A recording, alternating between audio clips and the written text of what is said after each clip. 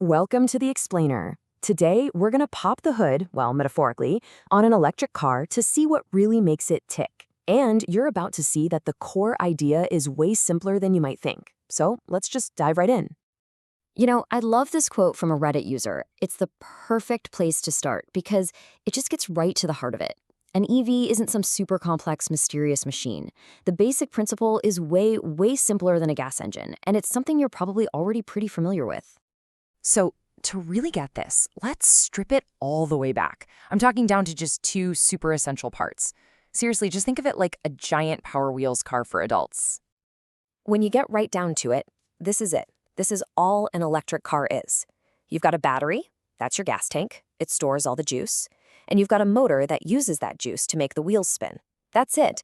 It's the exact same idea as a cordless drill. It really is that straightforward. Okay, but obviously a real car needs a little more finesse than just on and off, right? So how does it know how fast to go? How do you control it? Well, that's where a couple of pretty smart components come into play. This thing, the motor controller, it's basically the brain of the whole operation.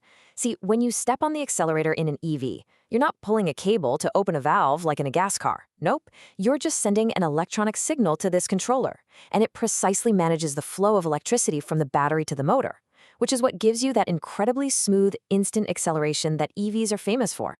All right, next up is the inverter. And the easiest way to think about this is as a power translator. Your battery stores power as direct current, or DC, but the really efficient motors in modern EVs, they need a different kind of power, alternating current, or AC.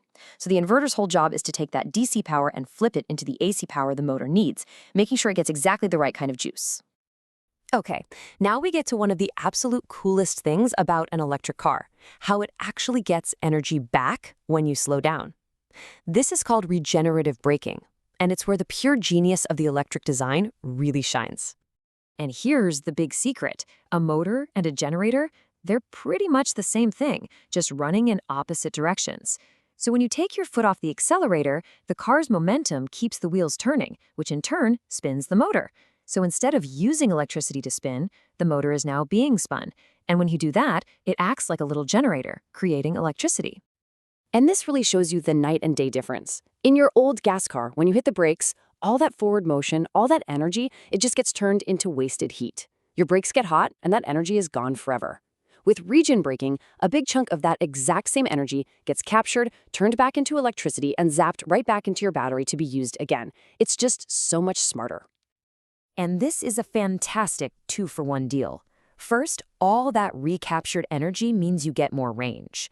But second, because the motor is doing a lot of the work to slow the car down, you're not using your regular friction brakes as much. That means your brake pads and your rotors, they don't wear out nearly as fast. They can last for a really, really long time. So if you've ever driven an EV, you know that feeling, right? That totally seamless, smooth acceleration. There are no bumps or jerks from gear shifts. So why is that? Why don't they need a big, complicated transmission? Well, it all comes down to this. A gas engine is kind of picky. It only works really well in a very specific, narrow speed range, its happy place.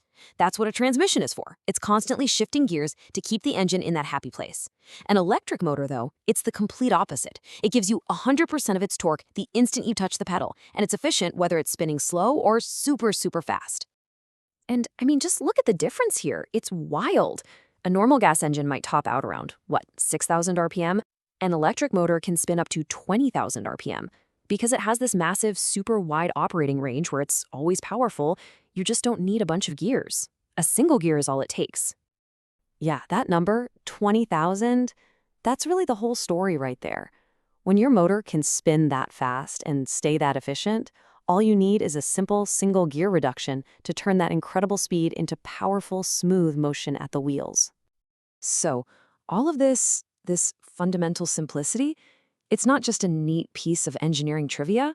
No, it has huge, real-world consequences for everything from maintenance to efficiency and even its total environmental footprint. Check out these numbers. An automatic transmission can have something like 800 parts. A Tesla drivetrain has around 20. When you have that many fewer moving parts, there's just less stuff to break, less stuff to wear out, less stuff to leak. That's why maintenance can be so much lower. And it's also why you can have a trunk in the front. Now let's talk about pure efficiency. how much of the energy you put in the tank actually gets used to move the car. The difference is it's staggering. In a gas car, most of the energy in that gasoline, like 75 to 80%, is just wasted as heat. Gone.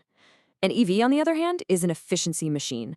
Almost all of the electricity it pulls from the battery goes directly to moving the car forward.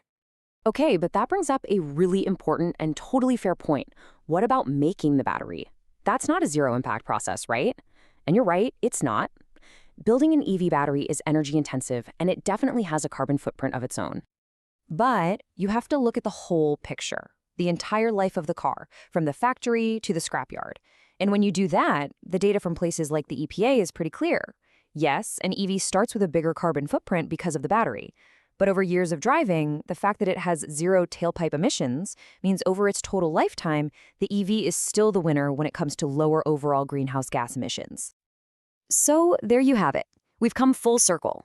We started with that super simple idea of an electric razor, just a battery and a motor, and we've seen how that basic concept scales up into this incredibly elegant, super efficient system that is totally changing what we think a car is. And that's the thing to leave you with, this massive shift from complicated mechanics to clean, simple electric power. It's about more than just what's under the hood. It's an invitation to rethink the entire idea of a car, how we design it, how we use the space inside it, what it can do for us. That's the real question, isn't it? If the core design is this simple, what else are we ready to rethink?